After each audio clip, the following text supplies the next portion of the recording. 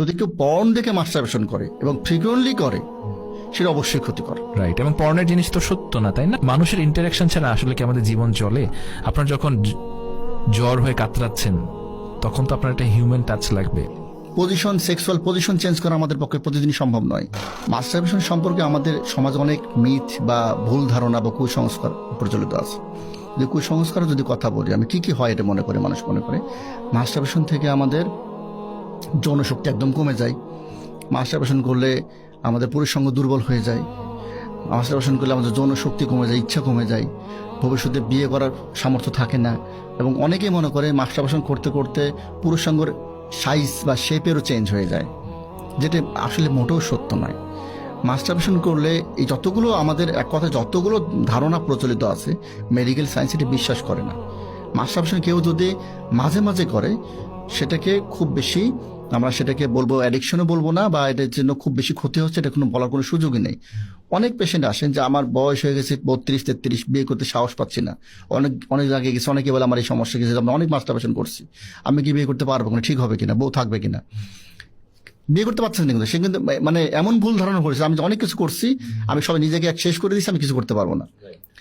Masturbation যেটা করছেন সেটা করছেন, সেটা নিয়ে গিল্টি ফিলিং করার দরকার নেই। এখন থেকে নিজেকে হেলদি লাইফে নিয়ে আসলে হবে। আর মাস্টারবেশন যদি মানে নিজের নিয়ন্ত্রণে থাকে, যদি আমি সেটা নেশা পর্যায়ে না যাই, নেশা কখন বলবো? নেশা বলবো যখন দেখবো আমি বুঝতেছি এটা কন্ট্রোল করা উচিত, আমার বেশি হয়ে যাচ্ছে, কিন্তু কন্ট্রোল করতে পারতেছি না। করার সময় একটু ভালো লাগে, পরে আবার গিল্টি ফিলিং হয়, আবার করে এই সাইকেল থেকে বের হতে পারতেছি না।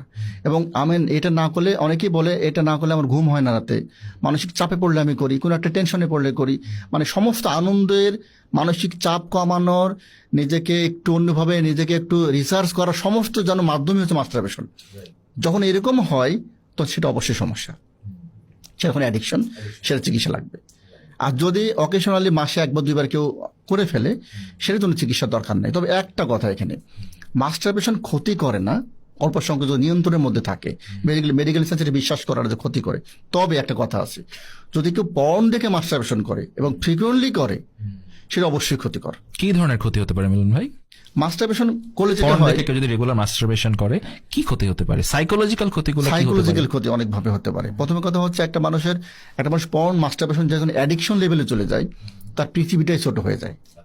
তার ফ্রেন্ড সার্কেল থেকে দেখা যাচ্ছে, এমন অনেক আমি মানুষ দেখে থাকি, পৃথিবী ছোট হয়ে যায়। তার মানে তখন ফ্রেন্ড সার্কেল থাকে না, তার আড্ডা দেওয়ার, বিকালে আড্ডা দেওয়া বলো বা বাইরে যাওয়া বলো, বা কোনো বিশেষ কোনো কিছু নিজেকে আনন্দ দেওয়ার বিষয় বলো, সমস্ত কেন্দ্রবিন্দু মাস্টারবেশন, পর্ন দেখা। রাত জাগে মনে করে যে সারা মানে একটু আমি 10 মিনিট দেখবো, 10 মিনিট দেখে আমি বের হয়ে আসবো। এই 10 মিনিট 5 ঘন্টা শেষ করতে পারে না। অ্যাডিকশন, এটাকে বলে টলারেন্স ডেভেলপ করে দেয়।